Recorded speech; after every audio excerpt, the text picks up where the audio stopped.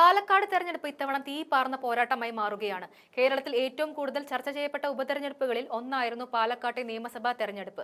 രാഹുൽ മാങ്കൂട്ടത്തിലിന്റെ വമ്പൻ വിജയം തദ്ദേശ തെരഞ്ഞെടുപ്പിലും അനുകൂലമാകുമെന്ന് പ്രതീക്ഷിച്ചിരിക്കുമ്പോഴാണ് യുവ MLA ലൈംഗികാരോപണ കേസിൽ പെട്ടുപോയത്. ഇതോടെ നഗരസഭയിൽ UDFന് കിട്ടിയ സീറ്റെങ്കിലും നിലനിർത്താനാകുമോ എന്നതാണ് ഇപ്പോൾ പാലക്കാട്ടെ പ്രധാന ചർച്ച. ആരോപണം LDFും BJPയും ഒരുപോലെ തെരഞ്ഞെടുപ്പിൽ പ്രചാരണമാക്കുമെന്ന് ഉറപ്പാണ്.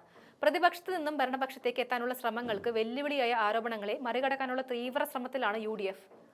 53 വാർഡുകളുള്ള നഗരസഭയിൽ 43 സ്ഥലങ്ങളിൽ കോൺഗ്രസും 10 ലീഗും മത്സരിക്കാനാണ് ധാരണ. ഒരു സീറ്റ് നാഷണൽ ജനതാദളിന് നൽകും. ലീഗ് 9 സ്ഥാനാർത്ഥികളെ പ്രഖ്യാപിച്ച് നേരത്തെ തന്നെ പ്രചാരണം തുടങ്ങിക്കഴിഞ്ഞു.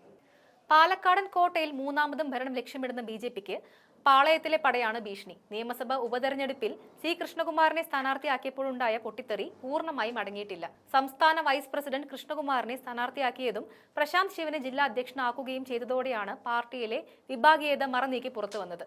52-ൽ 28 സീറ്റിലും വിജയിച്ച BJPയുടെ ഭരണ തുടർച്ച തടയിടാൻ കഴിയില്ലെന്നാണ് പാലക്കാട് നഗരസഭാ അധ്യക്ഷൻ പ്രമീള ശശിധരൻ പറയുന്നത്.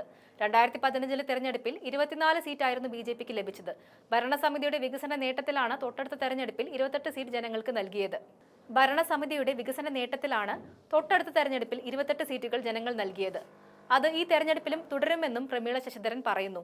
കനറ ബാങ്ക് കോംപ്ലക്സിന്റെ പുനർനിർമ്മാണം, ഇന്ദിരാഗാന്ധി സ്റ്റേഡിയത്തിന്റെ മുന്നിലെ ജൈവ market, Olavakkode comfort station, septage treatment plant, 8 പ്രാഥമിക ആരോഗ്യ കേന്ദ്രങ്ങളിൽ മികച്ച ചികിത്സ തുടങ്ങിയ നിരവധി വികസന പദ്ധതികൾ ഉയർത്തിക്കാട്ടിയാണ് BJPയുടെ പ്രചാരണം. 20 കോടി രൂപയിലധികം കേന്ദ്ര ഗവൺമെന്റിന്റെ ഫണ്ട് പ്രത്യേകം അനുമതിയോടുകൂടി കിട്ടിയെന്ന നേട്ടവും BJP ജനങ്ങളിലേക്ക് എത്തിക്കുന്നു. 7 സീറ്റുള്ള CPM നില മെച്ചപ്പെടുത്താനുള്ള ശ്രമത്തിലാണ്. വികസന മുരടിപ്പും കാവ്യവൽക്കരണവുമൊക്കെയാണ് CPM ഉയർത്തുന്ന പ്രധാന വിഷയങ്ങൾ. എന്തായാലും പാലക്കാട്ടെ രാഷ്ട്രീയ രംഗം ഇപ്പോൾ പ്രതിസന്ധിയും പ്രതീക്ഷയും കലർന്ന അവസ്ഥയിലാണ്. രാഹുൽ മാങ്കൂട്ടത്തിന്റെ രാഷ്ട്രീയ ഭാവിയും UDFന്റെ തദ്ദേശതല നിലനിൽപ്പും ഈ കേസിന്റെ സാമൂഹ്യ രാഷ്ട്രീയ പ്രത്യാഘാതങ്ങളിൽ തന്നെയാണ് ആശ്രയിക്കുന്നത്. LDFും BJPയും ഈ വിഷയത്തെ പരമാവധി പ്രയോജനപ്പെടുത്താൻ ശ്രമിക്കുമ്പോൾ UDF തങ്ങളുടെ വികസന നേട്ടങ്ങളും പ്രാദേശിക ഭരണ നിലവാരവും മുൻനിർത്തിയാണ് വോട്ടർമാരെ അനുനയിപ്പിക്കാൻ ശ്രമിക്കുന്നത്. പാലക്കാട് തെരഞ്ഞെടുപ്പ് അതിനാൽ തന്നെ പ്രാദേശികതയെ മറികടന്ന് സംസ്ഥാനതല രാഷ്ട്രീയത്തെയും ബാധിക്കുന്ന പ്രതീകാത്മക പോരാട്ടമായി മാറുകയാണ്.